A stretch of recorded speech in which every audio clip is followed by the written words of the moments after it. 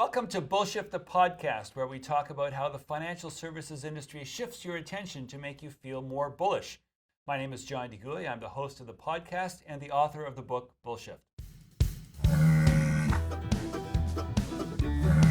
My guest today is Vikram Rajagopalan. He is the Senior Managing Director in Capital Strategy and Distribution for Trez Capital Management. He's a 20-year veteran with Trez and a lifelong world traveler who has worked for a number of different firms all over the world. Vikram, welcome. Thank you, John, and pleasure to be here on this podcast that I've heard so much about over the last year, and welcome to having a discussion with you. Thanks. I wanted to begin by talking to you about alternatives. And alternatives are something that mean different things to different people. When people talk about alternatives, what do they think? And maybe you could say, what should they think? Yeah, it's a great question, John. And again, as a bit of a backdrop for everyone here, I have represented alternatives as the moniker goes for the last decade and a bit at my firm called Trez Capital. And really, alternatives at that particular point of time meant anything that was not a stock or a bond, right? I mean, vast majority of clients' portfolios, for the most part, in global portfolio, but mostly in Canadian. I'm going to talk in a Canadian context. Was that old 60-40, 60% in equities, 40% in bonds, and alternatives really came to become popular as clients wanted to be more like their successful institutions here in Canada. I'm talking about the Ontario Teacher, CPPIB, as they started to hear about what you call non-correlated assets. So when I joined Trez about 10 or 11 years ago, alternatives were things like gold, and gold was probably the largest alternative asset class at the time. And again, it's things like hedge funds, anything that didn't look and smell like buying direct stocks and bonds. Uh, as I define alternatives, it's things that are quote unquote uncorrelated to what your broader portfolio is. I won't name names, but when I first started in this industry, I met an advisor who once told me a line, and these lines kind of stick with you, that said, if your portfolio is 100% liquid, you're not well diversified, which meant that if you were in securities that you could buy and sell on a daily basis, you weren't diversified because the baby got thrown with the bathwater when times were tough. And so alternatives to me are things that do not look like that ultimately reduce volatility in your portfolio, that are not tradable on a daily basis, that are in asset classes that again are not publicly traded stocks and bonds. Okay, so we're talking about something that I think is fundamental to the whole Bullshift thesis. The notion of Bullshift is that the industry shifts your attention to being bullish. And a lot of the things that are bullish are the traditional investments, the stocks and bonds. So when you start getting into less traditional things that are non-correlated, to use your terminology, which I accept and agree with, we're talking about things that oftentimes get you more or less similar returns, but on a non-correlated basis. So they zig when the more traditional things zag. And if you add them in a judicious manner to your portfolio, your returns may or may not go up. They more likely to go more or less sideways, but the volatility will go down. So the risk-adjusted return will go down. Do you think that alternatives are something that could be used to mitigate bullshift? Which is to say, do you think that people are maybe too optimistic about traditional things and it would actually help them to maybe tap on the brakes a little bit, at least in terms of volatility, by using alternatives? I couldn't agree more, John, because ultimately, again, as someone who was at the epicenter when this whole gravitation towards alternatives started, one of the challenges I had was this whole notion that this industry wanted people to buy stocks when stocks were down and buy more stocks when stocks were up, because it was one of those things that really, at least for a vast majority of advisors across the country, was a big value add that they had to their clients. And alternatives the reduction of volatility was very important to the institutional basis that needed to deliver some iota of income on an annual basis. But the advisors didn't have confidence that that's what their clients want. They didn't. They believed for the most part that their value proposition was in stock picking, was in getting short-term decisions done. And again, alternatives, it's been an education in talking about the fact that you will keep clients longer the less volatility you have. I'm not sure if you agree, John. I mean, you've been in the business longer than I have, but ultimately, the one thing investors don't want to do, regardless of how much income that they hate losing money, right? I think that's relative returns is one thing, but I think you've been in the business long enough that if the markets are down 20% and they're down 10, they're not that happy anyway. I mean, it's just not a great conversation to have. And so ultimately, things that reduce that volatility because things go up and things go down. I mean, reversion to the mean and the 80-20 rule to me are two things that apparently stick over time. So again, if the markets have been up for an elongated period of time, eventually it comes back to the mean. Then why wouldn't you add more uncorrelated assets? And you've seen this preponderance of advisors that have built into it. I think the great financial crisis taught a lot of advisors that. I think that's where you saw a lot more advisors buy into alternatives because they've realized very quickly, oh my God, look what could happen potentially to my book of business if I'm fully liquid. And again, some of it is irrationality. And adding these alternatives that are not priced by rational markets makes a lot of sense. And that brings us right to the whole notion of biases. There are dozens of biases that we all have because we're human. And one of them is the bias of familiarity and the things that we know. And I think I suspect that part of the reason behind what you're talking about, how people are anchored on using portfolios that are built exclusively out of stocks and bonds, is because they think that that's what their clients want because that's what their clients know. And there are a lot of people who might be giving advice to retail clients who are afraid to bring something new to them because they think, well, if it's new, then it's unproven and that will reflect poorly on the person who's making the recommendation.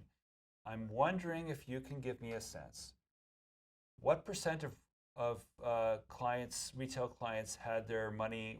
What percent of retail investment portfolios was in alternatives, let's say 10 or 20 years ago versus today? But then also, what percent of money in institutional money? We're talking about pension funds and endowments and that sort of thing.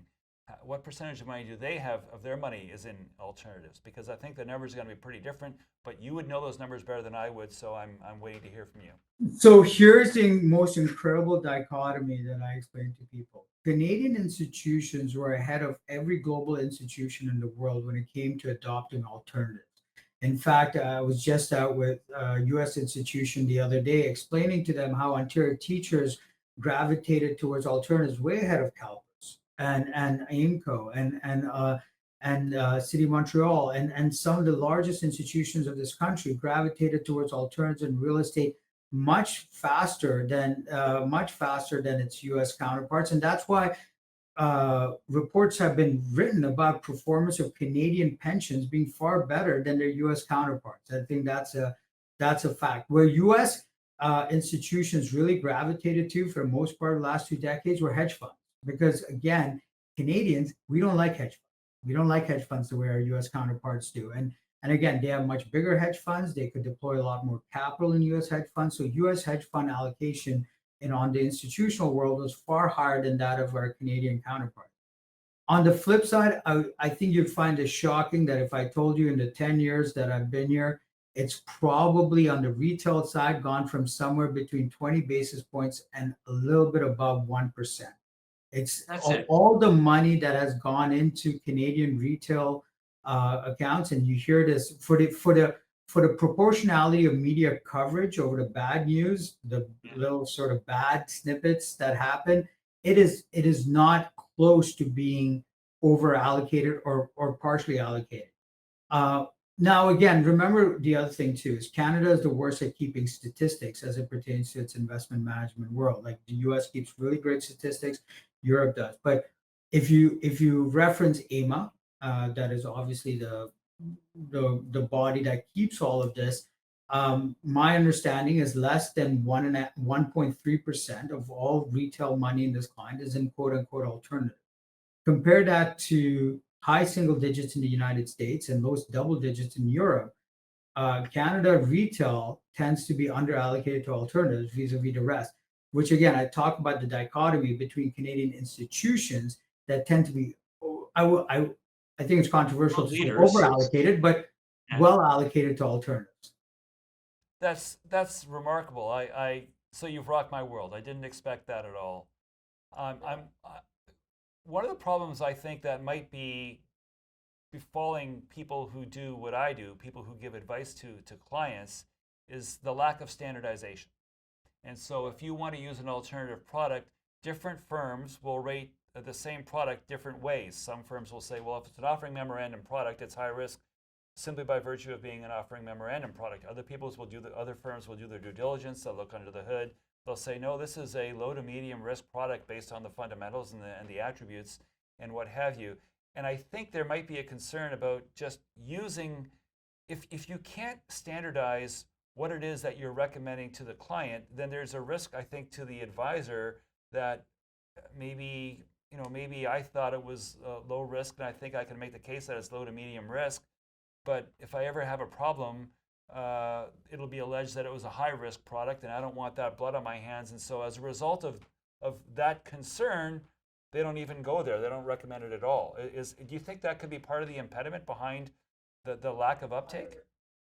Yeah, John, again, you keep hitting sort of some of the points I guess is my pet peeve over the last decade. So it's not an infomercial for Trez, but mostly alternatives like Trez, and we're sort of in the world of private debt and private income is geared towards people that require income. And who are those that require stable income? Well, people who tend to be elderly, people who tend to need that capital preservation and income. But if you deem something like that as high risk, as a lot of again some people do in the banks, because it's binary between things offered by offering memorandum prospectus, then you preclude those that technically require this the most from actually owning it. Because at that point of your time, and you know this, John, as an advisor, if you're 70, what does your KYC say? You're mostly moderate to low risk, right? And so at that particular point in time, you cannot actually end up buying the very things that have stability and income at a time when the biggest risk in some of our alternatives is quote unquote liquidity. But when you are that old and when you are at retirement, you think of the next generation, and liquidity might not be such a big issue for you. So you can see the kind of contrast and the pet peeve I sort of sometimes have when as it pertains to risk ratings and the lack of standardization.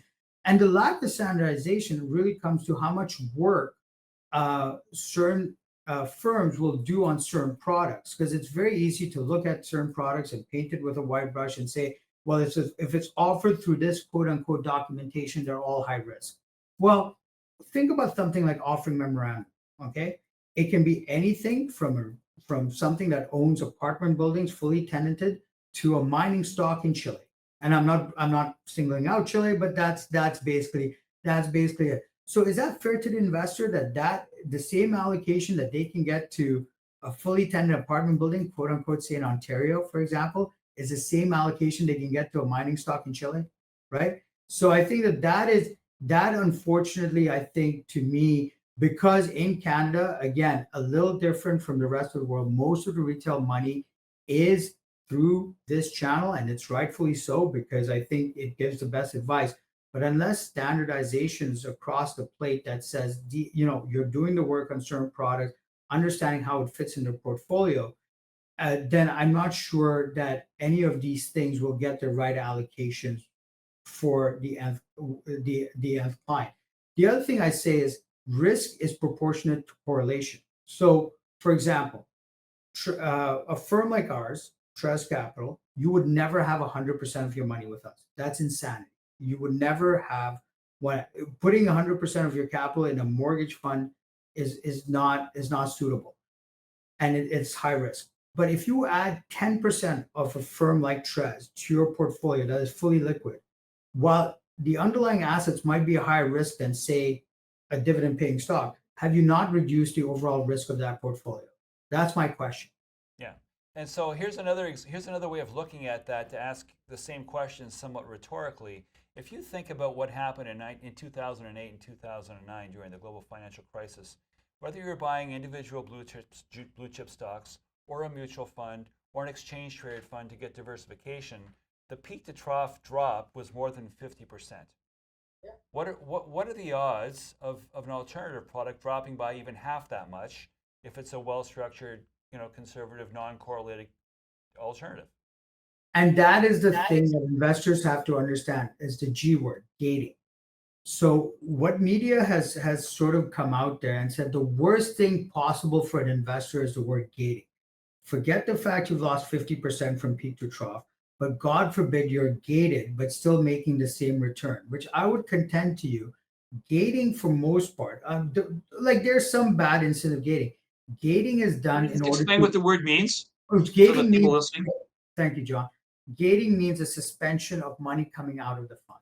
So when you have most alternatives are quintessentially banks. They take in money and they're deposit taking institutions into their investments and they put it out into either loans, private debt, private equity. So ultimately, if there's a run on the bank or run on the fund, they must gate the fund in order to protect the underlying investment so they're not fire selling investments at the bottom. In the midst of it, most gating that has happened in this industry, in that in our even with us and our competitors, the returns have been consistent.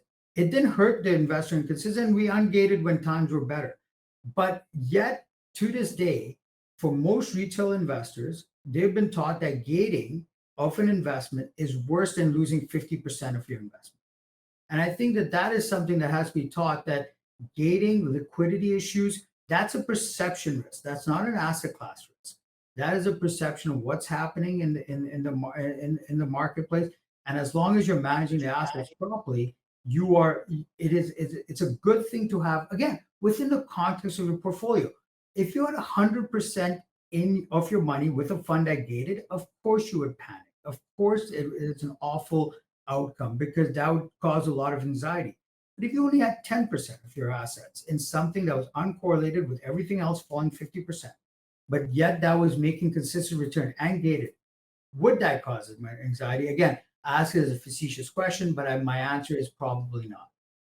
And one way of looking at this is if you start one of the things that some advisors will say is that my job is to get you to take the gun out of your mouth when you want to blow your brains out, sort of thing. And if you think of something being down substantially, I don't know, substantially, maybe 20%, maybe it's 30%, maybe it's more, and you want to sell, if you can sell and be out in 2 days, that there's a certain the ease of liquidity itself poses a bit of a risk, and gating is sort of like what certain personal finance textbooks will say. Why don't you put your credit card in ice and put it in the freezer so you have to wait for it to thaw before you can use it. Having a mandatory time frame where you cannot do what you would otherwise do when you're most emotional might actually have a benefit. And now I'm not saying that's necessarily the case in all instances, but I can make the argument that in many instances that gating actually does you some good. And it's interesting because what it does is it's counterintuitive to human nature, but forcing people to slow down and to not do what they want to do when they're most emotional is oftentimes a value add. I think, John, you and I were in the same. I think in the mid 2000s, Dalbar came up with a great study around behavioral science and what timing did. And I think I knew you back in those days, and perhaps discussed it. I know I discussed with hundreds of advisors when Dalbar made the push that the buy and hold. If clients bought and hold, their returns were 4-1 versus the actual Canadian client experience because of that churning of the account and that panic. I'm not here, by the way. I completely understand when a client has anxiety over a gating. Of course, not getting your money is an absolute emotional thing. And because you don't know, again, I could tell you you're going to get your money back, but at that particular point of time, you're at your highest anxiety level. Absolutely, and that's why clients sell at 30% loss or 40% loss, because the access to the money means a hell of a lot to them. That's why diversification is your only free lunch, right? And that's why, look, I'm a huge proponent of why alternatives have done so well being offered through advisors, because advisors have the fiduciary duty to diversify their clients. By the way, prior to advisors buying alternatives, I bet you half the KYCs are offside, because there were clients that were buying alternatives directly at alternative managers where they had 60, 70% of their money in alternatives. Why wouldn't you? This was steady Eddie, same income all the time. Why wouldn't you do it? But even I, at an alternative firm, would say that is not responsible investing, right? And through advisors, we are getting that broad-based diversification, right? So it behooves advisors, particularly, not only to do their research, but to explain to their clients the benefits of that diversification. That when you get into a gating situation, it isn't as punitive as it might seem in the headlines. Right. And it's funny, I'm familiar with the research that Dalbar did. So they do it annually. They call it QUABE, the Quantitative Analysis of Investor Behavior. And what Dalbar shows is that every year, people do less well than they would have if they were just buy and hold investors, because of their trading too frequently, and they tend to be buying high and selling low, which is the exact opposite of what they ought to be doing. So again, everyone knows what you're supposed to do. Easier said than done, though. Not everyone does it, and it's no one wants to admit to their own behavioral biases. And I say this again, everyone tells me it's not timing the markets, but time in the markets, as long as you have daily liquidity so you can get out of the markets anytime you want. Right. So I'm not sure I understand that rationale, because if it is not time in the markets and time in the markets, then why would you take an illiquidity premium to have stable returns in some iota of your portfolio? Great. Okay. I think that's a great way to end the Question for you, main. John. More than a question for me. That's a great way to end the main part of the conversation. I wanted to. We always end these podcasts with two questions that are consistent with the theme of the book. And so the first is called "That's Bullshift," and I'm wondering if you can think of what it is that bothers Vikram, that what keeps you up at night, that you think if we could do things differently in this industry, this is what we would do. I again, I feel like, and I apologize if the last 20 minutes I feel like I was in the mid of bullshit. So I feel like I brought up a ton of points. But what keeps me up at night is the notion that from a top level, this industry would like all its investors to invest in purely liquid securities, and that would make life much easier. And not wanting to understand the benefits of certain alternatives in this industry, and not just us, but everyone else. And there's a and I feel like like Canada loves its oligopolies. Obviously, like that's what Canada is known for. We have a few phone companies, a few airline companies, and a few banks, right? Like that's the way it is, and that's great. But ultimately, that decision making power happens in such a small hands, and within those hands, very few people. So ultimately, my concern is where does that decision making go? Are we going to support smaller Canadian firms as larger players come from the United States? That's kind of some of my concerns. Is that don't throw the baby with the bathwater. There are good firms out there. There's a lot of my friends and competitors that are very good firms, and they benefit Canadian clients. I guess my thing is, will you take the time to get to know them? Okay. All right. So then let's go from there to let's see if we can solve the problem that you've just identified. So you've talked about the getting to know them and the liquidity. The second half of what I talk about at the end of the podcast is shift happens. If it was up to you, how would you solve the problem? What would you do to make things better based on what you just told me in the past 2 or 3 minutes? I would say it behooves us to start talking more about the risks in investing with us, as opposed to just the benefits. I feel like a lot of us just start to talk about the benefits, but maybe we need to talk about the risks, and we need to come up with more anecdotal evidence of the benefits that we do for individual clients, and really make people understand how their money is being used. So again, I'm not going to come up with an infomercial for Trez, but it's mostly for private lenders in real estate. For example, private lenders in real estate are an essential part of real estate lending in the world.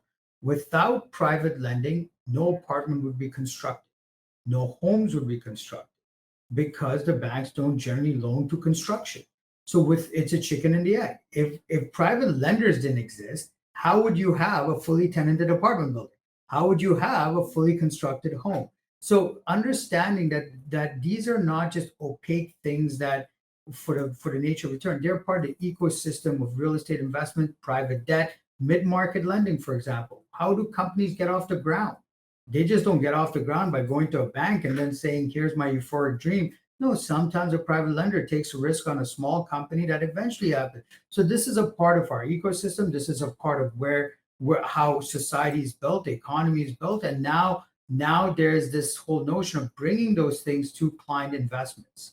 So it's not risk. It is very much just another stage of the investment cycle, and how things are offered should not be equivalent of what the risk is, if that makes any sense. Perfect. Okay. Vikram, thank you so much. This has been really helpful, and it's a unique perspective because I've had a number of different guests on Bullshift, the podcast, over the past while, and not everyone talks about things like the optimism bias that's part and parcel with the way the industry works for traditional asset vis-a-vis alternatives. So I think your perspective was really refreshing. It's nice to hear. Thank you so So much. thank you so much for joining me, and I want to wish you all the best. Thank you for having me on your podcast. Take care, John. John DeGooey is a portfolio manager in Toronto and the author of the book Bullshift, How Optimism by Bullshift is available online and in bookstores everywhere. The opinions expressed in this podcast should not be construed as investment advice. Bullshift, the podcast, is produced by TalkShoe, a division of IOTM.